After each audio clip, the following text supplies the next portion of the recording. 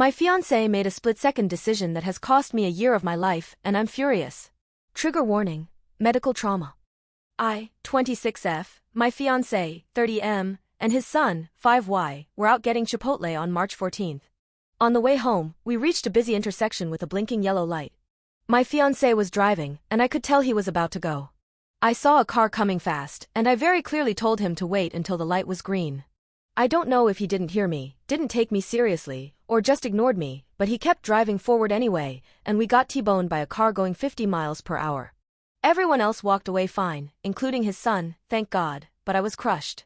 I ended up with 2 full breaks in my pelvis, 2 fractures in my tailbone, fractures in my L4 and L5 vertebrae, and a fractured sternum.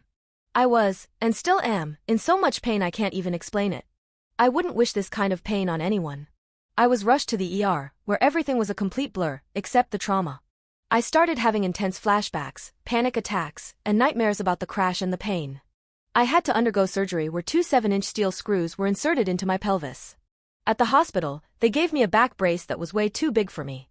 The nurses and PTs even admitted they didn't measure and just guessed my size. Even when we told them it was too big, they didn't do anything about it. And despite this, they expected me to stand up and move around wearing it.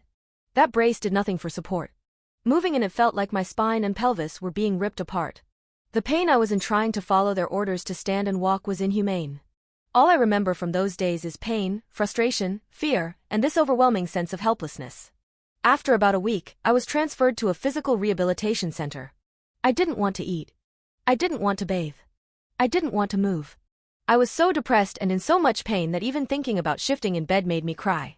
I had to depend on strangers for the most basic things, going to the bathroom, bathing, even feeding myself. As someone who's always been independent, it was utterly humiliating and devastating. I'm home now, but my recovery is far from over. Doctors and physical therapists all told me the same thing. You have the second worst kind of break anyone can experience. You'll need at least a year to recover, if not longer. You can't put weight on your right leg for 3 months. No bending, no twisting. And even after the 3 months, it'll be a very slow process. And that's the part that's eating me alive. Because before this, I was finally getting my life together. I was working on my health. I was eating right, doing CrossFit regularly, getting stronger and finally meeting people and socializing. I had just gone back to college. I was finally building structure into my life after being recently diagnosed with ADHD. And now? It's all on hold. I can't work out. I can't leave the house unless it's for a doctor's appointment. I can't do anything by myself. And it feels like I lost everything I was working so hard to build.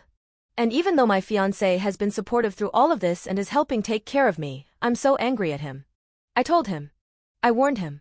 I said, don't go. Wait. And when I asked him why he kept going, he just said, I don't know.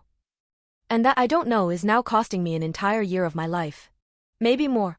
And I'm the one who's paying for it every single day. So yeah. I just needed to get this off my chest. I feel trapped in my own body. I feel like I'm grieving the life I could have had this year. I feel angry, sad, helpless, and I'm just trying to make sense of it all. But mostly, I just want my life back. I know this is temporary. I know I'll eventually recover. But losing a year of my life, my sense of normalcy, and my peace of mind is really, really rough. If anyone has any advice on how I can work on this or maybe even share their own experiences similar to this one, I'd greatly appreciate it. Update. I honestly didn't expect my post to receive this much attention. I was just venting my thoughts and emotions in the moment as I'm still going through the stages of grief. Thank you to everyone who took the time to share their thoughts, advice, and support regarding my situation. I want to clear up a few things and provide some additional context, including my fiancé's perspective on why he didn't stop. To start, for those wondering about where the accident happened, since the rules around blinking yellow lights vary, it took place in Texas, within the Dallas-Fort Worth area. That's all I'll share location-wise for privacy reasons. Next, a lot of people have asked whether my fiancé has shown remorse and how he's been supporting me since the accident. The answer is yes, he's been devastated. He has apologized to me multiple times, at the crash site, in the hospital, during rehab, and at home. He's also been having panic attacks himself as of lately, something that he's never experienced prior to the accident. There was one moment where he called me panicking because he couldn't find his truck keys and desperately wanted to come see me to make sure I'm doing okay. My mom had to drive over to calm him down and help. He also continued to visit me frequently in the hospital and at the rehab center, and he's been advocating for me when I had issues, such as the back brace I was given, which was clearly too large. Side note, despite multiple people from my family, fiancé, and even the PTs mentioning it, the hospital staff didn't replace it. It wasn't until I called the hospital a week later, frustrated, that they finally took action. I had to put on my Karen voice and explain that their failure to properly size the brace was actively hindering my recovery. Eventually, I got a new one in a smaller size. Fun fact, the brace only comes in 2 sizes, S/M and L/XL. I'll let you guess which one they gave me. My fiancé has also been helping me understand the insurance claim process. From what we know, I may be looking at around $100,000. Additionally, at home, he's made sure I have what I need to recover. He just bought me a $300 plus bed frame that moves up and down similarly to the hospital beds I was used to because I can't move up and down as normally without feeling pain or being at risk of re-breaking something. He's also been cooking for me, and for my visiting family, helping me clean up, assisting with daily tasks, and has made it clear he doesn't expect me to lift a finger and only wants me to focus on healing.